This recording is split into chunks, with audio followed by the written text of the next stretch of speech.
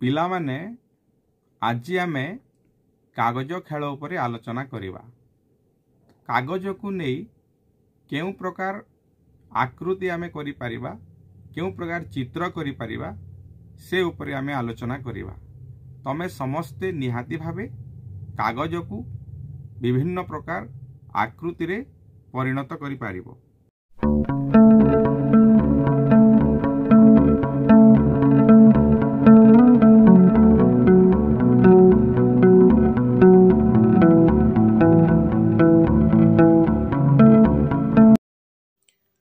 ପିଲାମାନେ ଚିଙ୍ଗୁ ଓ ମିଙ୍ଗୁ କାଗଜକୁ ନେଇ କ'ଣ ସବୁ ତିଆରି କଲେ ଆମେ ଦେଖିବା।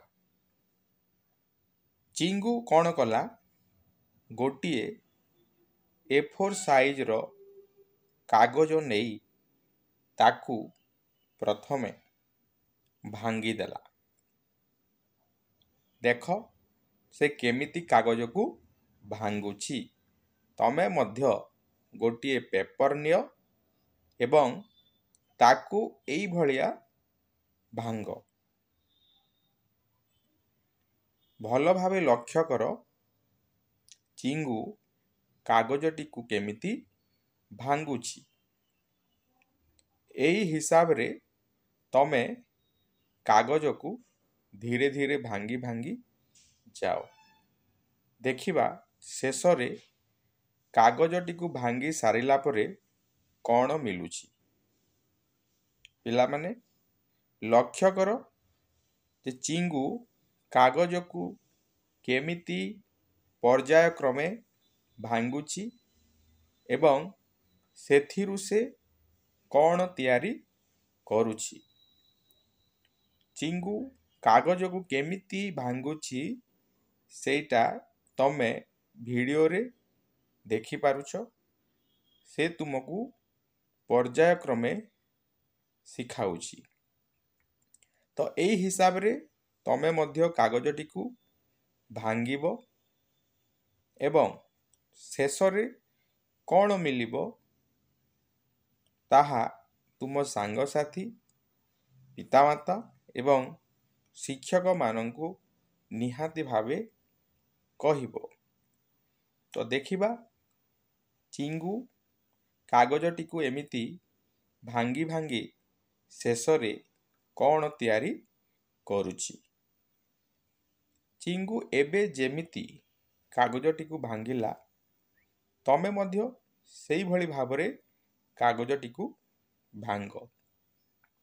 ସେ ତୁମକୁ ପର୍ଯ୍ୟାୟକ୍ରମେ ଶିଖଉଛି ଯେ କାଗଜକୁ କେମିତି ଭାଙ୍ଗିବା ଏବଂ ଶେଷରେ ଆମେ କ'ଣ ପାଇବା ସେଇଟା ଦେଖିବା।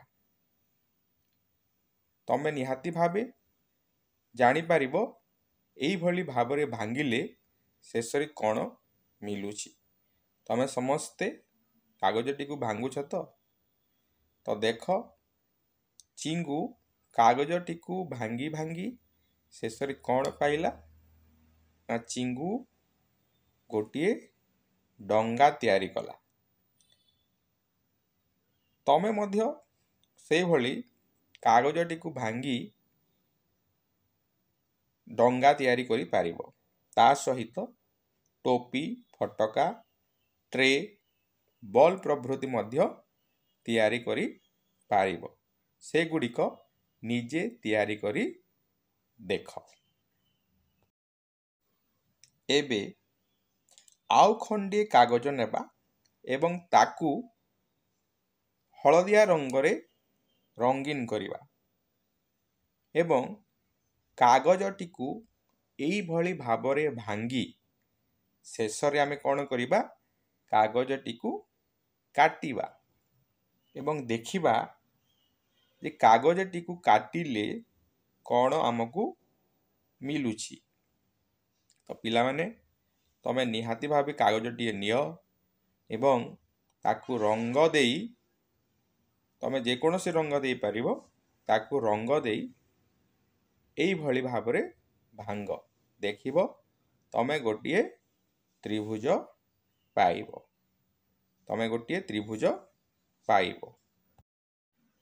ତ ଦେଖ ଆମେ ଗୋଟିଏ ତ୍ରିଭୁଜ ଅଙ୍କନ କରିବା।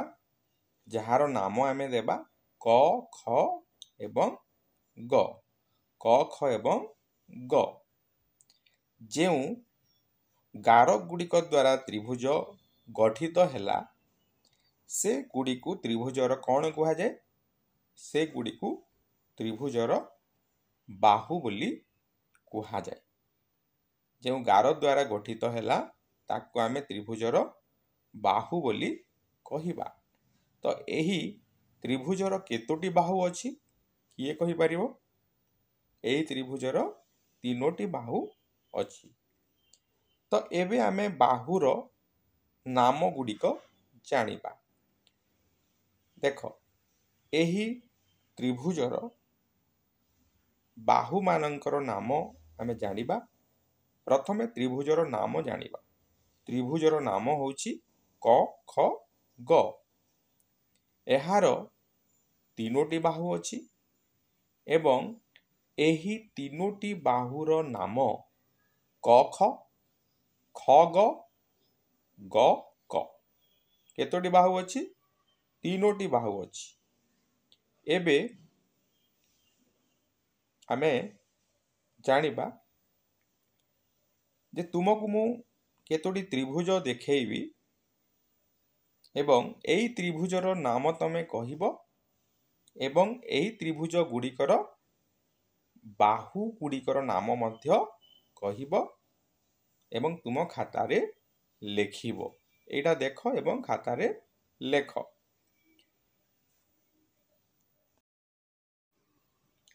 ପିଲାମାନେ ତୁମ ଖାତାରେ ଦିଆସିଲିଟିଏ ରଖି ତା ଚାରିପାଖରେ ପେନସିଲରେ ଗାର ଟାଣ ଏବଂ ଦେଖ ତୁମେ କିପରି ଚିତ୍ର ପାଉଛ। ଦିଆସିଲିଟିଏ ରଖି ତାର ଚାରିପାଖରେ ପେନସିଲରେ ଗାର ଟାଣିଲେ ତମେ କେଉଁ ଭଳିଆ ଚିତ୍ରଟେ ପାଉଛ। ତାକୁ ଆମେ କ'ଣ କହିବା? ଏ ପ୍ରକାର ଆକୃତିକୁ କ'ଣ କୁହାଯାଏ? ଆୟତ ଚିତ୍ର କୁହାଯାଏ। ତ ଏବେ ଦେଖ, ମୁଁ ଗାର ଟାଣିକି ଦେଖାଉଛି। ଏଇଭଳି ଭାବରେ ତମେ ଗାର ଟାଣି ପାରିବ ଏବଂ ଏ ପ୍ରକାର ଚିତ୍ରକୁ ଆମେ କ'ଣ କହିବା? ଆୟତ ଚିତ୍ର ବୋଲି କହିବା। ଏ ପ୍ରକାର ଚିତ୍ରକୁ ଆୟତ ଚିତ୍ର କୁହାଯାଏ। ଏବେ ଏହି ଆୟତ ଚିତ୍ରର ନାମ ଆମେ ଜାଣିବା। ତ ଏହି ଆୟତ ଚିତ୍ରର ନାମ ଆମେ ଜାଣିବା। ଏହି ଆୟତ ଚିତ୍ରର ନାମ ହେଉଛି କ ଖ ଘ ଗ। କ ଖ ଘ ଗ। ଏବେ ଏହି ଆୟତ ଚିତ୍ରର ବାହୁମାନଙ୍କର ନାମ ଆମେ ଜାଣିବା। ବାହୁମାନଙ୍କର ନାମ ଆମେ ଜାଣିବା। ଏହାର ଚାରି ପାଖକୁ ଚିହ୍ନାଉଥିବା ଗାରକୁ ବାହୁ କୁହାଯାଏ ଏବଂ ଏହି ଆୟତ ଚିତ୍ରର କେତୋଟି ବାହୁ ଥାଏ? ନା, ଆୟତ ଚିତ୍ରର 4ଟି ବାହୁ ଅଛି ଏବଂ ସେଇ ବାହୁମାନଙ୍କର ନାମ କ ଖ, ଖ ଘ, ଘ ଗ ଏବଂ ଗ କ। 4ଟି ବାହୁ ଅଛି। ତ ଏବେ ଆମେ ଦେଖିବା ଯେ କିଛି ମୁଁ ଚିତ୍ର ତୁମକୁ ଦେବି। ସେହି ଆୟତ ଚିତ୍ରର ବାହୁମାନଙ୍କର ନାମ ତମେ କହିବ। ଏହାର ବାହୁମାନଙ୍କର ନାମ ତମେ କହିବ ଏବଂ କ'ଣ କ'ଣ ହେବ? ପ ଫ ଏଇଭଳିଆ ତମେ କହିବ। ତ ଆଉ ଗୋଟେ ଚିତ୍ର, ଆୟତ ଚିତ୍ର ଦେବା ଏବଂ ତାର ବାହୁମାନଙ୍କର ନାମ ମଧ୍ୟ ତମେ କହିବ ଏବଂ ଏହି ଆୟତ ଚିତ୍ରର ନାମ ମଧ୍ୟ ତମେ କହିବ। ଦେଖ, ଏଠି ମୁଁ ଲେଖି ଦେଉଛି ମଧ୍ୟ। ଏହାର ବାହୁମାନଙ୍କର ନାମ ପ ଫ ଫ ବ ବ ଭ ଭ ପ।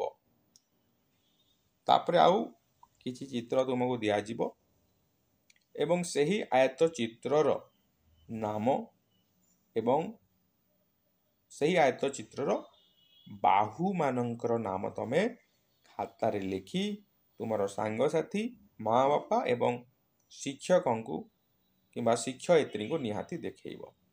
तो पिला माने एबे आमे कौन करिबा साइकिल रो तमे निहाती भावे समस्त साइकिल देखिथिबो। साइकिल रो भल्व ट्यूब एवं किछि दियासिली काठी नेई सेथिरु आमे त्रिभुज आयतचित्र एवं वर्ग चित्र गठित करिबा। तो देख केमिति भल्व ट्यूब रे दियासिली काठी को संजोग करा जाउछि एवं केउ हिसाब रे त्रिभुज आयतचित्र एवं वर्ग चित्र प्रस्तुत करा जाउछि। तो एई भली भाबरे तमे त्रिभुज एवं वर्ग चित्र प्रस्तुति करि पारिबो। तमे निजे आयतचित्र तैयारी कर। पिला माने एबे तमे चित्र देख, चित्रर नाम, बाहु संख्या एवं शीर्ष संख्या तमे कहिबो। तो प्रथमे आमे देखिबा प्रथमे जो चित्र दिया है तार नाम है वर्ग चित्र। तार बाहु संख्या केते? बाहु संख्या हेउची 4। शीर्ष संख्या केते? शीर्ष संख्या हेउची मध्य 4। तापरे रहिची त्रिभुज। त्रिभुजर बाहु संख्या केते? बाहु संख्या हेउची 3 एवं शीर्ष संख्या मध्य हेउची 3। तापरे वृत्त रहिची। चित्रर नाम है वृत्त। वृत्तर बाहु थाए कि?